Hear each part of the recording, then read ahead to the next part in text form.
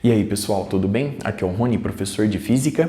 Neste vídeo, vamos abordar o estudo de circuitos elétricos. Nossa primeira abordagem será de circuitos de corrente contínua. Na sequência, circuitos de corrente alternada, sempre com a restrição, nesse último caso, de correntes quase estacionárias, conforme vimos no estudo de indutores. Os elementos que vão compor o nosso circuito, além do gerador, são resistor, capacitor e indutor. E quando você adquire um desses três componentes, as grandezas físicas associadas não vêm separadas. Desta forma, ao adquirir uma bobina real, ela terá, além de sua indutância L, uma resistência e uma capacitância. Ao adquirir um capacitor, ele terá, além de sua capacitância, uma resistência e uma indutância.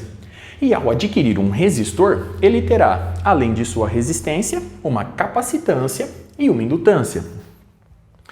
Para facilitar nosso estudo, convém separar esses elementos em componentes puros.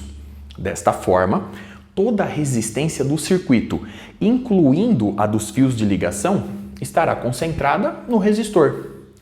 Toda a capacitância no capacitor e toda a indutância, incluindo a do próprio circuito, no indutor. Tais considerações não afetam o nosso estudo, pois eu estou simplesmente separando, dissociando as grandezas físicas em questão. Vamos agora determinar a queda de potencial que ocorre em cada componente, para que a gente possa migrar daqui a pouco para as leis de Kirchhoff. Começando com o resistor. Observe o quadro. No resistor, a queda de potencial ocorre sempre no sentido da corrente elétrica estabelecida. Sendo assim, o potencial elétrico V1 é maior do que o potencial elétrico V2. Logo, a queda de potencial representada pela letra V, dada por V1 menos V2, é igual a R vezes I, conforme vimos anteriormente. Muito bem. No capacitor, a queda de potencial ocorre da placa positiva para a placa negativa. Observando a figura, vemos que o potencial elétrico V1 é maior do que o potencial elétrico V2. Sendo assim, a queda de potencial, representada mais uma vez pela letra V, dada por V1 menos V2, é igual à carga do capacitor sobre sua capacitância C. Eu reforço, conforme vimos em vídeos anteriores. Lembre-se que o sentido da corrente elétrica é o sentido convencional. Sendo assim, a corrente chega na placa positiva e sai da placa negativa. Vamos agora para o indutor. Observe o quadro. Nele, eu vou admitir que todo o campo magnético está concentrado em seu interior, como em um solenoide longo, assim como o campo elétrico está totalmente confinado no interior do capacitor. E como eu separei, como eu dissociei as grandezas físicas associadas, aqui no quadro eu ilustro, portanto, um indutor puro. Sendo assim, sua indutância é diferente de zero, sua capacitância é igual a zero e sua resistência é igual a zero. Se a resistência do indutor é nula, ele se torna um condutor perfeito, onde o campo elétrico tem intensidade nula. Vamos entender melhor este fato? Conforme vimos em vídeos anteriores, a densidade de corrente J é dada pelo produto da condutividade sigma pelo campo elétrico estabelecido. Vamos admitir que o fio do indutor, o fio dessa bobina, seja cilíndrico com área de seção constante, área de seção reta constante. Desta forma, eu posso escrever a densidade de corrente da seguinte forma: 1 sobre a resistividade ρ vezes o campo elétrico, em que a resistividade ρ é dada pela seguinte expressão: resistência R vezes a área de seção transversal A sobre o comprimento L. Logo, a partir dessas duas expressões, vemos que a densidade de corrente é igual. Então, nós temos 1 sobre ρ vezes o campo elétrico. Logo, o comprimento L vezes o campo elétrico sobre a resistência R vezes a área A.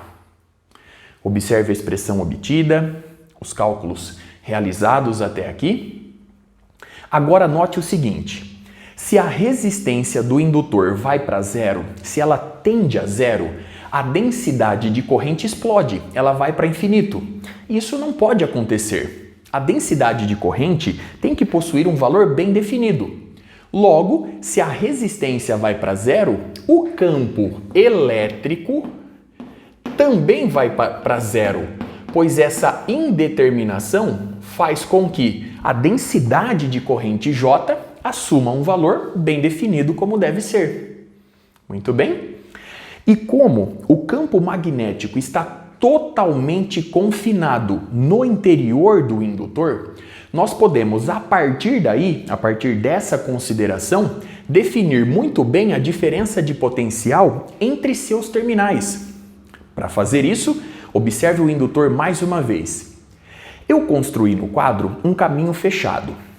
O caminho C1 coincide com o próprio indutor e o caminho C2 dá uma volta, vai de V2 até V1.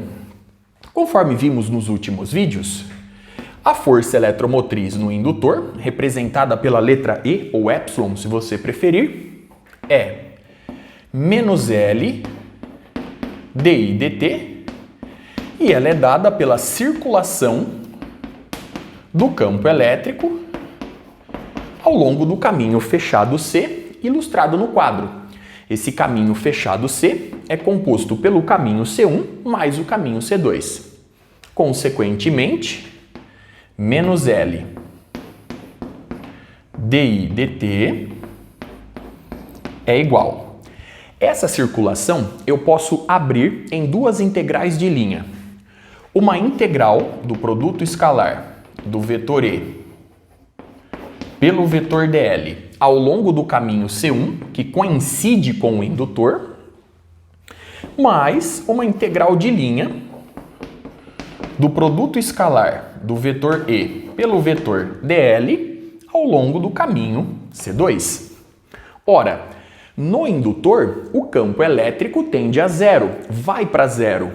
Consequentemente, essa integral se anula automaticamente. Logo, obtemos que menos L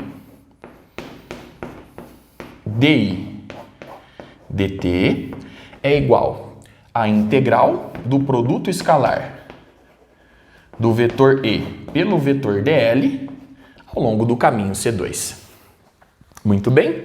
Agora note o seguinte, ao longo do caminho C2, o campo magnético é nulo, pois ele está confinado totalmente no interior do solenoide. Logo, no caminho C2, se o campo magnético é nulo, eu posso afirmar com certeza que nesse caminho o rotacional do campo elétrico é igual a zero. E é justamente este fato que me permite definir com segurança uma diferença de potencial entre os terminais do indutor.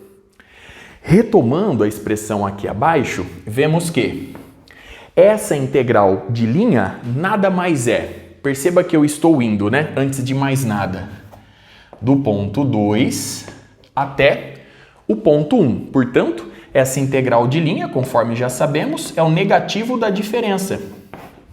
V1 menos V2. Simplificando o sinal negativo em ambos os membros dessa igualdade, vemos que a queda de potencial representada pela letra V e dada por V1 menos V2, que ocorre no sentido da corrente elétrica estabelecida, é dada simplesmente por L vezes dI dt. Muito bem. Observe a expressão obtida e todos os cálculos realizados até aqui. Para finalizar, o gerador. Ao contrário do resistor, do capacitor e do indutor, que são elementos passivos no circuito, o gerador é um elemento ativo, que alimenta o circuito fornecendo energia. Vamos admitir que a força eletromotriz seja igual a E, ou epsilon, se você preferir. Analisando a figura, vemos que o potencial elétrico V2 agora é maior do que o potencial elétrico V1. Portanto, se você passar pelo gerador no sentido da corrente elétrica estabelecida, a queda de potencial V dada por V1 menos V2 é igual ao negativo do valor da força eletromotriz. Observe mais uma vez, eu reforço, o potencial elétrico V2 é maior do que o potencial elétrico V1. Consequentemente, essa queda de potencial V é igual a menos E. Para finalizar, uma retomada dos resultados obtidos. Eu quero que você tenha em mente esses 4 resultados na sequência dos vídeos. Ao passar por um resistor no sentido da corrente elétrica estabelecida, a queda de potencial V é R vezes I. Ao passar pelo capacitor no sentido da corrente elétrica estabelecida, a queda de potencial V é Q sobre C. Ao passar pelo gerador no sentido da corrente elétrica estabelecida, a queda de potencial V é dada por menos E. E ao passar por um indutor, no sentido da corrente elétrica estabelecida, a queda de potencial V é dada por L vezes dI dt. Com isso eu encerro este vídeo. Até a próxima.